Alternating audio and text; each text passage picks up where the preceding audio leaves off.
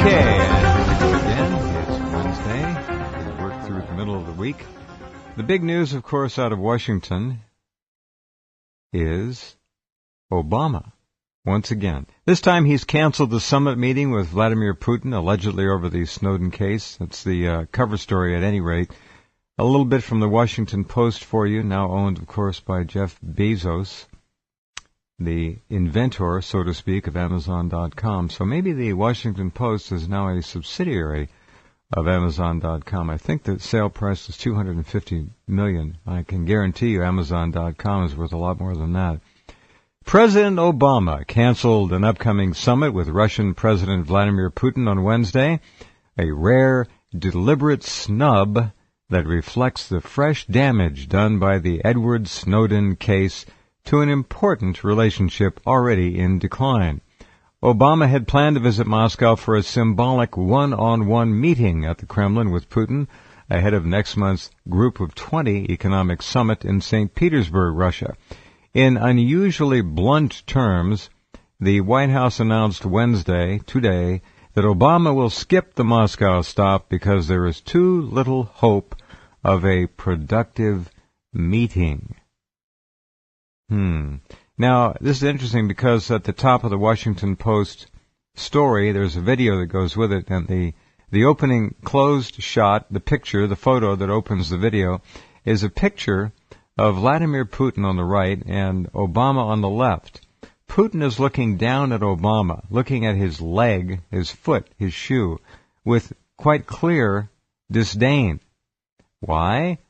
Here's the president and commander-in-chief with Vladimir Putin in a one-on-one photo op, reaching down, pulling up the pant leg on his right leg, and adjusting his socks. A new low in international diplomatic protocol. The guy is an idiot. He's pulling up his socks in front of Putin. Putin is just looking down like, this can't be real.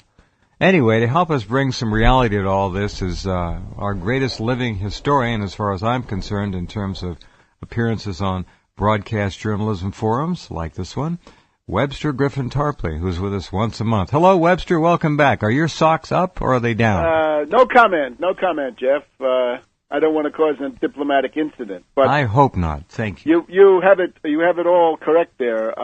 This is a deplorable pettiness. This Snowden has told us nothing that we didn't know. I just saw an interview with Wayne Madsen, right, who gets all the leaks out of the NSA, right? And even Wayne Madsen, although Wayne Madsen somehow supports Snowden, I guess you can see how he would. They're claiming that there's something new. No, as Madsen says, everything that Snowden is telling you was already known and known a long time ago. You and I talked about this, I'll bet, close to 10 years ago. Yeah, it was called Echelon. There were hearings. The European Union held long, drawn-out, bombastic hearings about Echelon. Then there was something called Carnivore in the FBI that listened to everything. Exactly. There was Operation Trailblazer. There were any number. And then during the Bush administration, there was the famous warrantless wiretapping. Anyway, it's very foolish. It's very short-sighted. It's stupid. It shows how inept, really how hopeless for any good purpose Obama is. All we can hope for at this point is that somehow this meeting occurs, right? Lavrov, the foreign minister of Russia, and the defense minister is supposed to be here in Washington on Friday to meet with Kerry of Skull and Bones and Hagel, and maybe something might come out of that. The hope was that Putin would be able to get Obama in the room and say, look, drop those death squads in Syria, turn away, you've lost, it's all over, forget it, cut your losses, stop cavorting with the death squads, or you're going to have a whole new, terror epidemic. Well, anyway. They're about ready to name a university, the Al-Qaeda University here in Washington, D.C. I mean, they pay so much money for these killers, it's absurd. We see the news reports are as schizophrenic as can be. Yesterday it was, Al-Qaeda captures an unused airbase near Aleppo, Syria. Al-Qaeda, Go Al-Qaeda, way to go Al-Qaeda. But of course, in Egypt or other places, right, Al-Qaeda is not viewed so positively, or maybe in Libya. Anyway, let's try to put this in historical perspective. And I think it's unfortunate that this is the news hook that we have to deal with, but so be it. As people probably know, we're living through the 150th anniversary of the American Civil War, right? At the beginning of July, we had the anniversaries of the 3 days of Gettysburg, the fall of Vicksburg to Grant at the end of that siege. In early September, we're going to have the Battle of Chickamauga. We just had, about 2 or 3 weeks ago, the Battle of Fort Wagner, which was when the first black regiment, and you've seen that movie, Glory, I think it's called, about the black regiment that attacks the Confederate fort. And even though they don't have proper support and a second wave to help them, they still come very close to capturing that Confederate fort. So they establish very authoritatively that black soldiers are as good as anybody else. Well, sure. Bravery is colorblind. It should be. Sure thing. So we're living through this. But now there's one colossal event which is getting short shrift. And I went to the 150th anniversary at Gettysburg. I made it there 2 days out of the 10 that they had. And I tried to talk to some people from the college there, Gettysburg College, and others, about what they're leaving out, because they correctly, the people at the tent behind the visitor center at the Gettysburg battlefield were noting that compared to the 100th anniversary back in the 1960s, this time around they're not ignoring the main issues of slavery, right? Because the principal cause of the American Civil War is slavery, not states' rights in general, but the state's right to have slavery. Not the tariff, but slavery. And there's a big attempt, of course, by various Brand X historians. There's a guy called DiLorenzo, who is a real charlatan. That's Thomas DiLorenzo. Thomas DiLorenzo, charlatan. And he's trying to essentially say that slavery is really not the main issue, and that Lincoln is a tyrant, and that there were all sorts of opportunities to avoid this, the fighting, that the Confederates were eager to have their slaves, freed against compensation and all that. None of that makes any sense when you see the way the secession actually unfolded. They weren't waiting for offers, right? The South Carolina seceded in December 1861, right? And this was an absolute disaster, right? In December of 1860 already they seceded. So they weren't waiting around for anything. They simply decided, and it's a very, very bad calculation they made, that they could launch secessionism. And the causes of that we really can't go into. But I want to focus on the one. May I ask a quick question before we leave from the topic of Gettysburg? When you were there, did you have a feel for the history? How did it strike you emotionally? I think my mother took me there when I was about 10 years old. I mean, I think it's the greatest historical object in the Western Hemisphere, and maybe anywhere in the world. When you see all of these monuments, and there is the cyclorama painting. There was the electric map. The Park Service has momentarily destroyed the electric map. But yes, this is a place where you see that history is real, and there are many places where you don't see it. There's plenty of history, say, in New York City, but it's all hidden among these huge modern buildings. Whereas in Gettysburg, the actual stuff from 150 years ago now is the greatest center of attention. Very good. All right, stand by a second. We'll take a break, come right back, and continue in just 2 minutes with Webster. Okay, right back with Webster and all of you great folks, and talking about history. All right, Webster, go ahead. So here we are, 150 years ago this coming month, a really big event, which is almost completely glossed over. I'm not aware of any commemorations, and indeed, one of the reasons I want to talk about this tonight is if people want to join in and try to provide some adequate commemoration, it's clear that the Park Service won't do it. I don't know if academics will do it.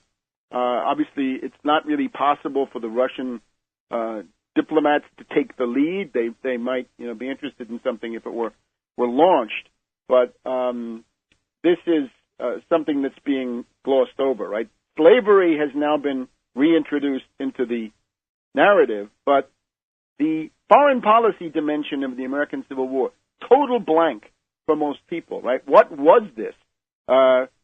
Was one example, right? Gettysburg, right? What's Gettysburg? What's Antietam, right? Lee's 2 invasions of the North. Why did he do that? What did he think he was doing? He was trying to get the British and the French to intervene on the side of the Confederacy. This is the heart of the entire Confederate strategy, is that without a British fleet and some kind of British assistance, they really had very little chance of this desperate enterprise of secessionism. So what's the big issue? In the entire American Civil War, there's one principal intervention from the outside, and it is on the side of Russia, and it is Russia sending its 2 fleets.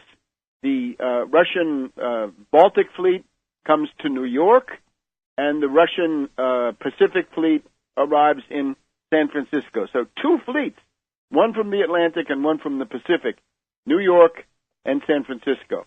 And the date for this is the arrival of the Russian fleet in New York City is September 24th, 1863. So it's about 6 weeks. The anniversary is 6 or 7 weeks in the future. In the case of San Francisco, it's October 12th. And then let me add that the Russian fleet that came to New York then went on to Washington, D.C. after a couple of months and generally stayed until, March or April of 1864. So spent the entire winter in New York, Washington, and San Francisco. That's a long time. Wow. This is a colossal event. And again, it's the only big foreign intervention, and it was absolutely critical in helping Lincoln and the Union to survive. Perhaps the best quote of how a lot of people in the North and the Union, the United States, felt about it is a quote from Gideon Welles. Right? Gideon Welles was the Secretary of the Navy in Lincoln's cabinet, and his famous quote is, "God bless the Russians." Right? Thank God for Russia. Thank God for the help that they've given the United States. Now, why is this so important? First of all, let's just a couple of things very quickly. The tradition that many people think is that the U.S. and Russia are hostile. No, the tradition is quite the opposite. During the Revolutionary War, there's something called the League of Armed Neutrality. Right? There are some European countries that actually come in on the side of the United States. France and the Netherlands join the war on the side of the U.S. But then there's another group which is neutral but friendly to the U.S. and hostile to the British. And this is led by Catherine the Great of Russia and her foreign minister, Count Panin, and a couple of other people that are around this. So this is it's Russia, it's Austria, it's some smaller continental states. But when you add it up, it actually it's quite significant. Right, sure. During the War of 1812, the negotiation of the Treaty of Ghent to end the War of 1812, 200 years ago now. The way that the war between the U.S. and the British ended was that Russia sent practically an ultimatum to London saying, "Look, lay off the U.S. Right? Stop your war with the U.S." And of course, this was a time when the Russian army had occupied Paris. It was not so far from the Channel Coast, right? Because this was the end of Napoleon, and the Russians got all the way to Paris at that time. So the British were quite frightened, right? They said we could see a Russian army here on the coast of the English Channel. The other one is the Crimean War in the 1850s. Here, just a couple of words about this. Between 1848, right, between those revolutions, and 1870, thereabouts, the British and the French, who are their puppets by this point, Napoleon III, British puppet, right? Extremely clear case. The British and the French go wild, right? They go on a rampage around the world. They wage 3 opium wars against China. They have the Great Mutiny, or the so-called Sepoy Mutiny in India, which the British crush with unbelievable brutality, right? Real genocide, right? Killing the Indians who want to kick the British out. Then we mentioned the Crimean War, right? That's Britain and France and Turkey attacking Russia through, the southern coast, the Baltic coast, right, where the Olympics are going to be soon. Yes. The French take over Indochina, right? The whole Vietnam business begins during this phase with the French seizing Indochina. The French also seize Mexico. Since the U.S. is wrapped up in the Civil War, they think they can completely flaunt the Monroe Doctrine. The French take over Mexico and set up this Maximilian as an emperor, and then the whole island of Santo Domingo is seized by Spain, Dominican Republic today. So, in the middle of all this, it's a rampage against the world. Southern secessionism is a part of this campaign, and I can't go into it now too much, but the main agency that causes Southern secessionism is not public opinion, but it's a network. It is the Scottish Rite of the southern jurisdiction of the Scottish Rite Freemasons. So that is what you're dealing with, and the plan with the Confederacy, of course, is that they're going to expand into Mexico. They're going to expand into the Caribbean, into Latin America, and this is going to be a huge slave empire because slavery is inherently anti-economical. It obviously destroys labor power, but it also destroys the soil. It doesn't have any capital inputs, so it tends to destroy the soil, and that's why the imperative is for it to expand, right? So if you prevent expansion, as Lincoln saw, then you're actually killing it, right? Because if it can't expand, it's like a cancer. It can't live. Right. All right. The other side of that, we have a break here, Webster, but the other side of that coin is technology. Technology at that point in history, as you know, was exploding and changing rapidly. Now, that wouldn't necessarily have ended slavery, but it would have changed the entire face of how slaves interacted with the land for the benefit of the slaveholder farmers. You're absolutely right on that. For this, you got to go back to the madman Andrew Jackson destroying the Second Bank of the United States. That caused the Panic of 1837. That caused the bankruptcy of 6 to 8 American states. The railroad building came to a halt temporarily. Canal building was already over.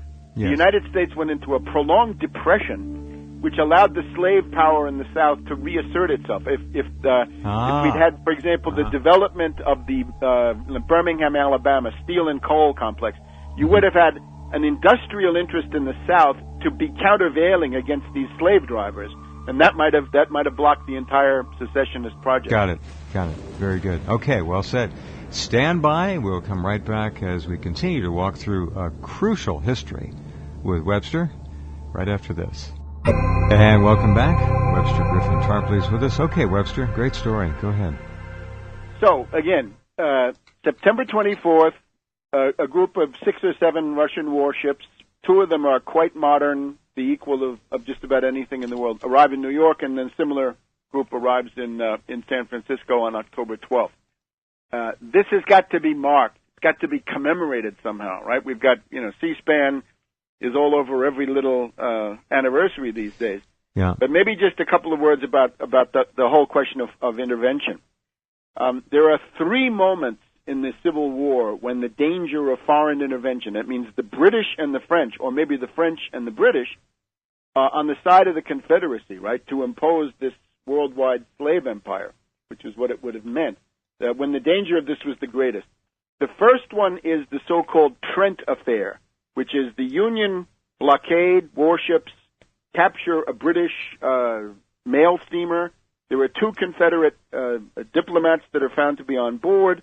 They're arrested as traitors to the United States, and then the pro-intervention group in London around Lord John Russell goes crazy, and they try to start a war.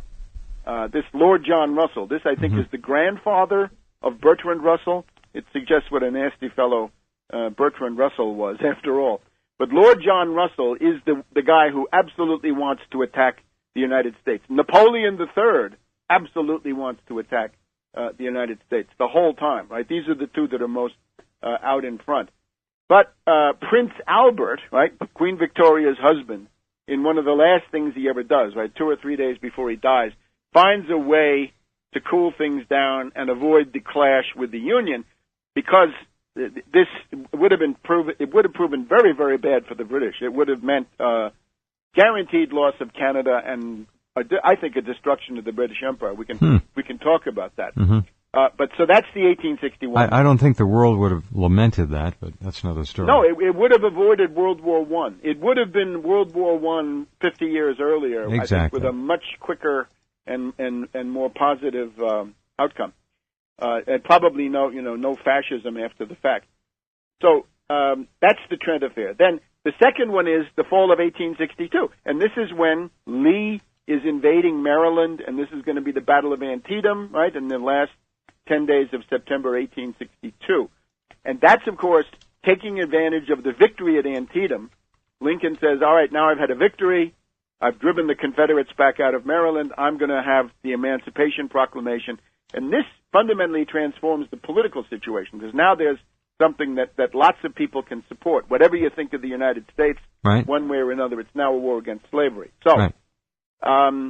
At this point, the British and the French, and again, it's Lord John Russell every time, and Napoleon III, right? Napoleon le Petit. Yeah, he was what hack. Victor Hugo kept calling him, right? Mm-hmm. And he was, this guy's a proto-fascist in many ways. I'm very sorry about that. But so they write this note. It's a British-French note, which says, isn't it time for the civilized powers of Europe to put an end to this terrible bloodletting and secure the independence of the Confederate States of America and their slaveholding policy? And the big question is, what will Russia do? And, what has long been known is that a key member of the British cabinet, William Gladstone, comes out blatantly in favor of the Confederacy. Right? This is Gladstone, right? If you know anything about Britain, from about 1870 to 1890, the British government is a revolving door between Gladstone, the Whig, and Disraeli, the conservative, right? And they just go around and around and around. So this is a top oligarch, this Gladstone.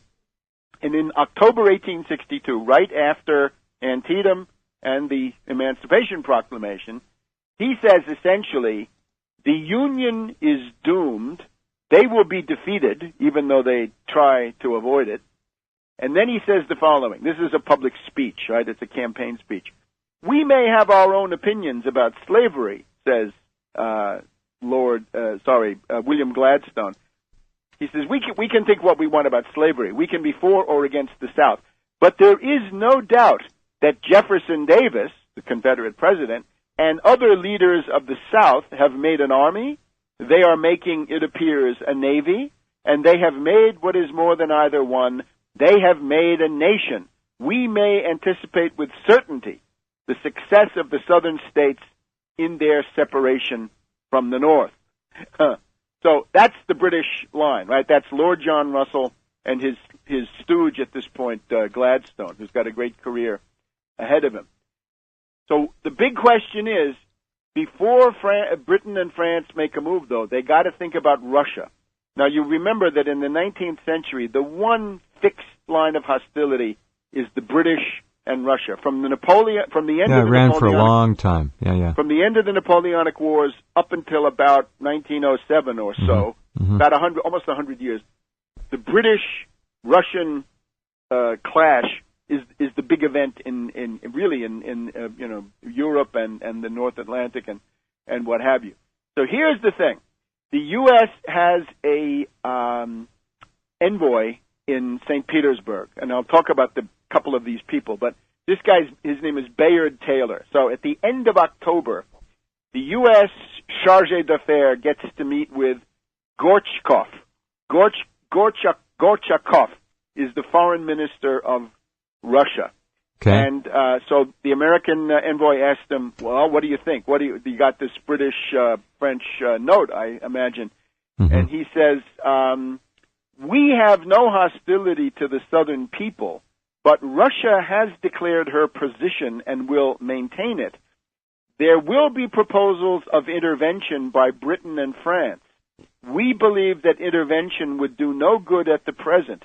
Proposals will be made to Russia to join in some plan of interference, but Russia will refuse any intervention of the kind.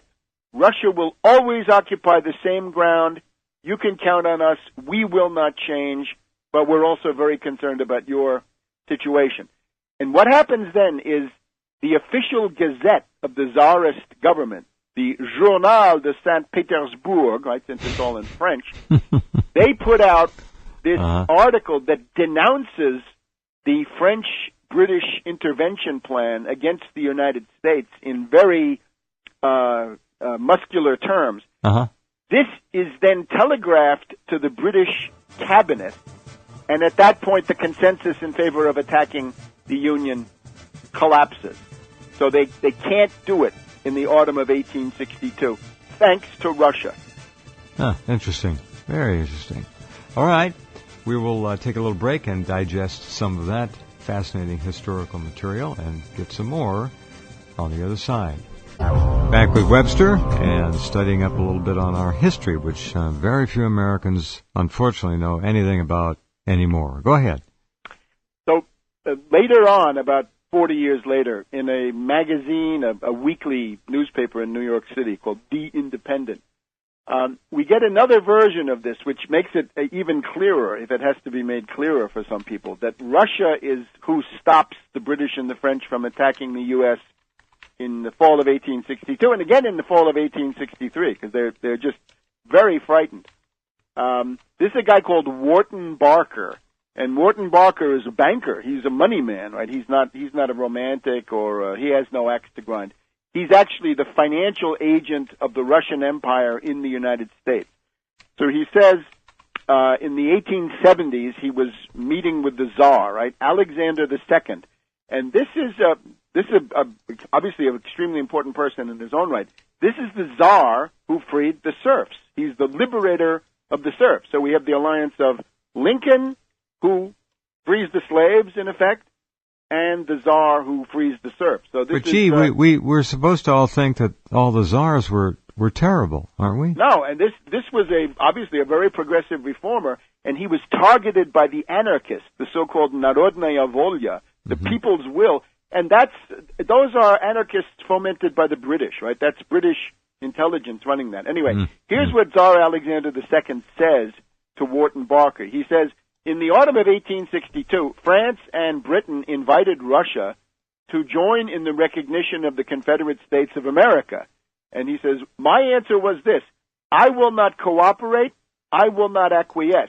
Instead, I will regard the recognition of the independence of the Confederate States by France and Britain as casus belli. I'm going to go to war. I was going to go to war with the British and the French. And in order that these governments of France and Britain realize that I'm not making idle threats, I will send my Pacific Fleet to San Francisco, and I'll send my Atlantic Fleet to New York. Now, he then goes on to say, the Tsar, I gave them sealed orders. My admirals, the two admirals commanding these two squadrons, got sealed orders. There were sealed orders, right? All the pro-British historians want to say, oh, no, this was just because the Russians didn't want to get bottled up in the Baltic the way they had in the Crimean War.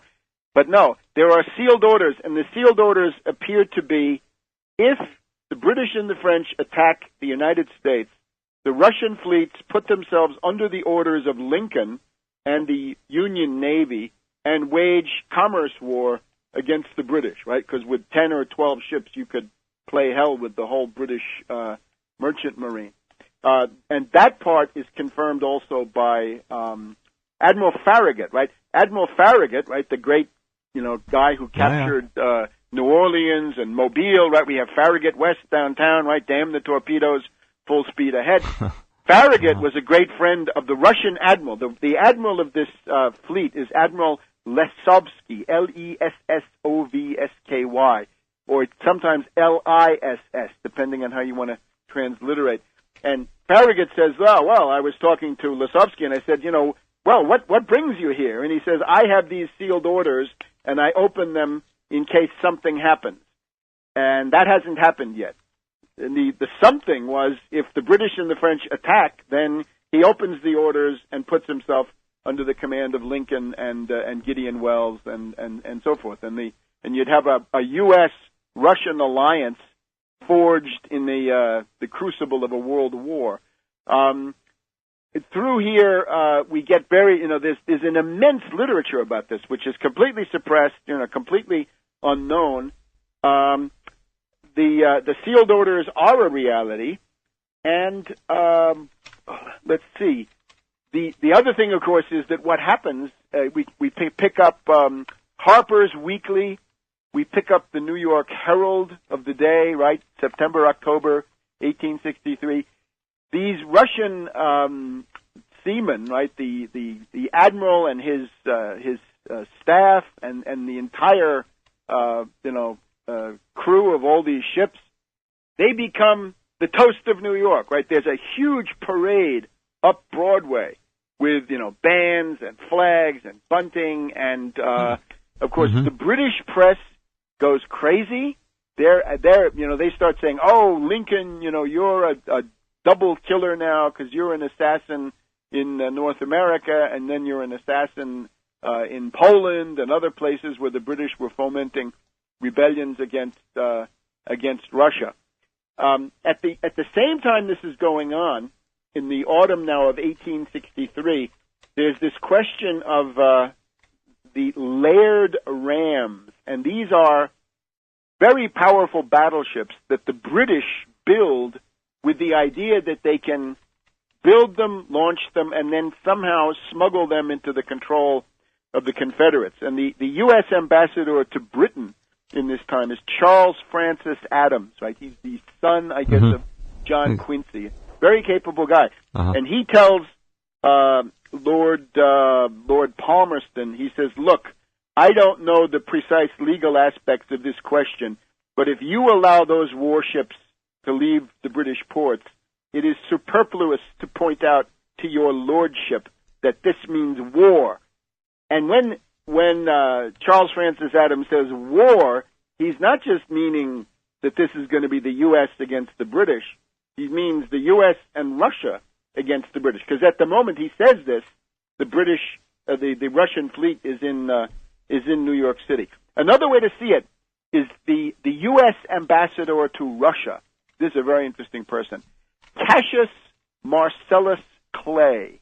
Come on. Cassius Clay. I haven't heard that since college. That's amazing to hear that again. That's Cassius right. Clay. Yeah. From Kentucky. And he's not just anybody. He is the nephew of the main Whig in the United States in the mid 19th century, Henry Clay of Kentucky, the great compromiser, right? Sure. And Henry Clay is the leading, nationalist.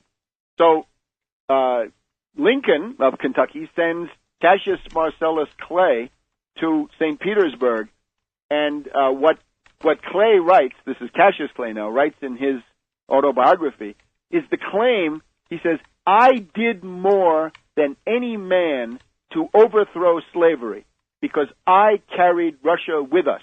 I made sure that Russia was on our side and didn't let the British and the French attack the way they wanted to." And I think that is correct.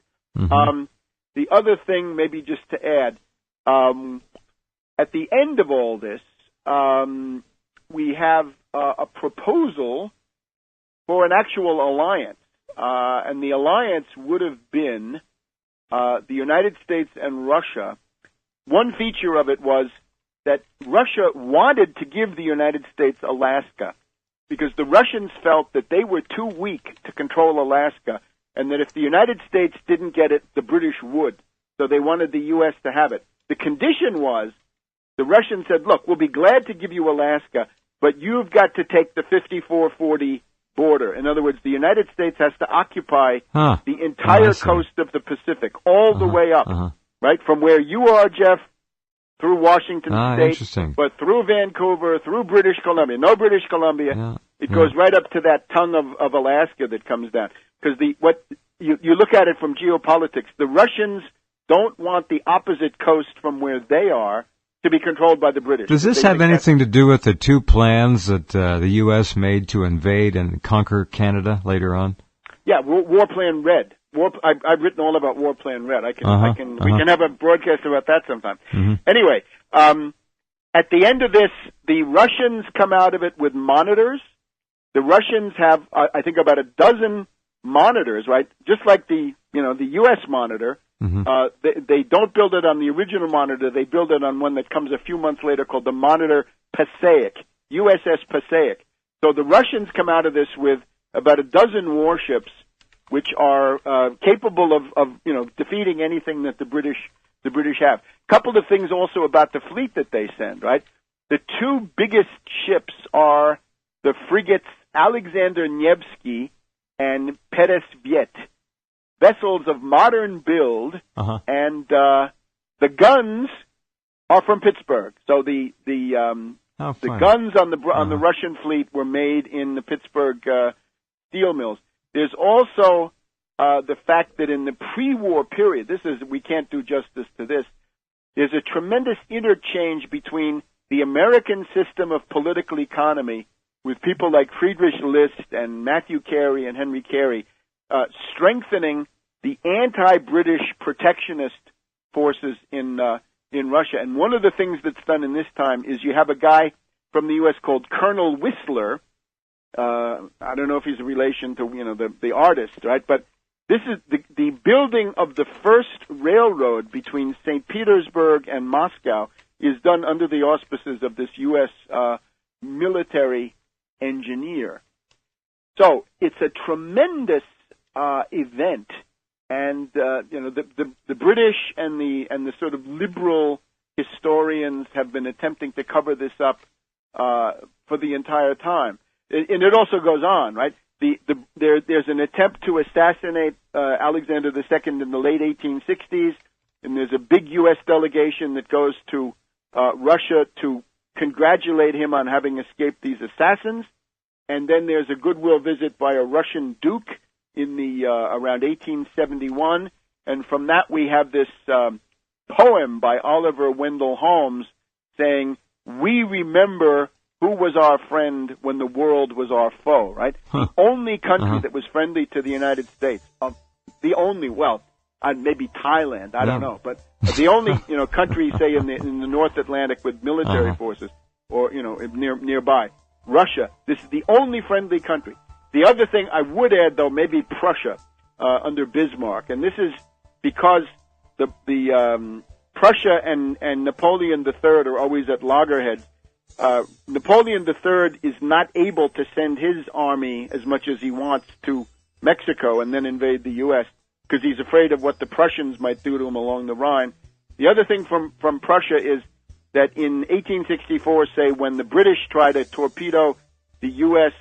Sales of government bonds on the London market, it's the German German banks who step forward and buy them. In other words, they provide key financial support. Sure, they underwrote but look the at whole this thing. now. The British and the French are the enemy, and Russia and Germany are the friends. Right? It turns the entire 20th century on its head, and people find this embarrassing and they try to avoid it. But this is the real stuff. So again, I put out this call. You can go to my website, look through the Speakers Bureau. There's a contact box. You can get me. Can't we do something on or about the 24th of September in New York City? Can we do something on or about the 12th of October in San Francisco? Oh, another one. Do we have a minute? You got it. Go ahead. Yeah? Look. Give me those two dates again. October 12th, thereabouts. October 12th is San Francisco. Okay. September 24th is New York. And then I'm still having trouble nailing down when the Russian fleet arrived here in Washington, D.C., but it did, right? It went down and then it went up to Chesapeake. Here, this is an idea of the alliance that was being founded. At a certain point, the Russian fleet is in San Francisco, okay?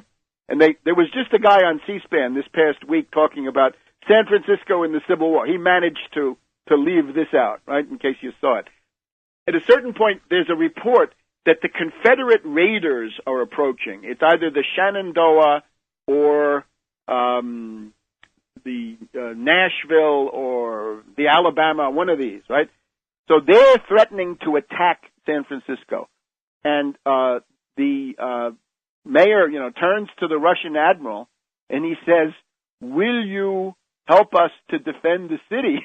And the Russian admiral says, "Yes, I have been ordered to defend anybody who gives me hospitality, and that means you."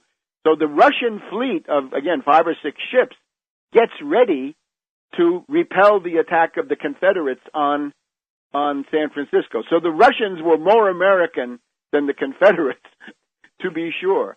And at the end of all this, the Harper's Weekly in October of 1863 has a long, very interesting editorial saying, what we need is a formal alliance, right? The United States and Russia together are invulnerable. The U.S. can, dominate the Western Hemisphere. The Russians can dominate the other hemisphere. And the British and the French will not be able to do anything, even if they get, Spain, Portugal, and some other places, right? So it's a completely uncharted area. But again, it reminds us, historically, who are your friends? If Russia was key to support the United States in the Revolutionary War, the War of 1812, in the Civil War, as we've just heard, certainly during the Second World War, I would even argue after 9/11, right? The restraint and good sense of Putin was a tremendous asset, because another kind of Russian leader, we might have had World War III, right? When they say, guess what, we're going to take Afghanistan, right, based on this 9/11 event.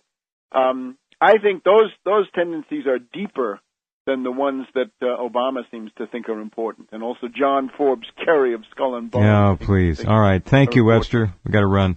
That's okay. Fascinating material. See you soon. Okay, good night. Some forums like this one.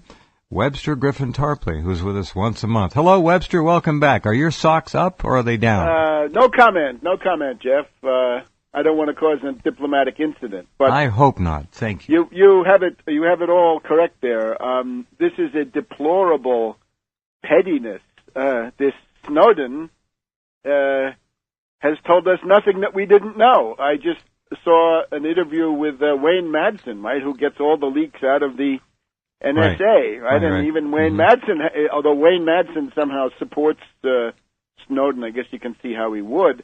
They're claiming that there's something new. No, as Madsen says, everything that Snowden is telling you was already known and known a long time ago. You and I talked about this, I'll bet, close to 10 years ago.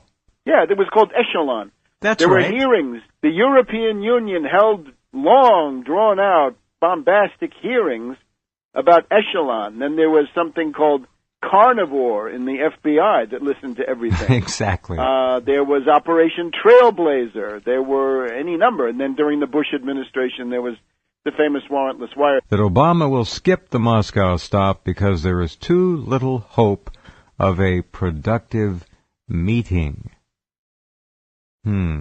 Now, this is interesting because at the top of the Washington Post story, there's a video that goes with it, and the opening closed shot, the picture, the photo that opens the video, is a picture of Vladimir Putin on the right and Obama on the left. Putin is looking down at Obama, looking at his leg, his foot, his shoe, with quite clear disdain. Why? Here's the president and commander-in-chief with Vladimir Putin in a one-on-one photo op, reaching down, pulling up the pant leg on his right leg, and adjusting his socks. A new low in international diplomatic protocol. The guy is an idiot. He's pulling up his socks in front of Putin. Putin is just looking down like, this can't be real. Anyway, to help us bring some reality to all this is our greatest living historian, as far as I'm concerned, in terms of appearances on broadcast journalism. But, of course, in Egypt or other places, right, Al-Qaeda is not viewed so positively, or maybe in Libya. Anyway, let's try to put this in historical perspective. And I think it's unfortunate that this is the news hook that we have to deal with, but so be it. As people probably know, we're living through the 150th anniversary of the American Civil War, right? At the beginning of Right. July, we had the anniversaries of the 3 days of Gettysburg, the fall of Vicksburg to Grant at the end of that siege. In early September, we're going to have the Battle of Chickamauga. We just had, about 2 or 3 weeks ago, the Battle of Fort Wagner, which was when the 1st Black Regiment, and you've seen that movie, Glory, I think it's called, about the Black Regiment that attacks the Confederate fort.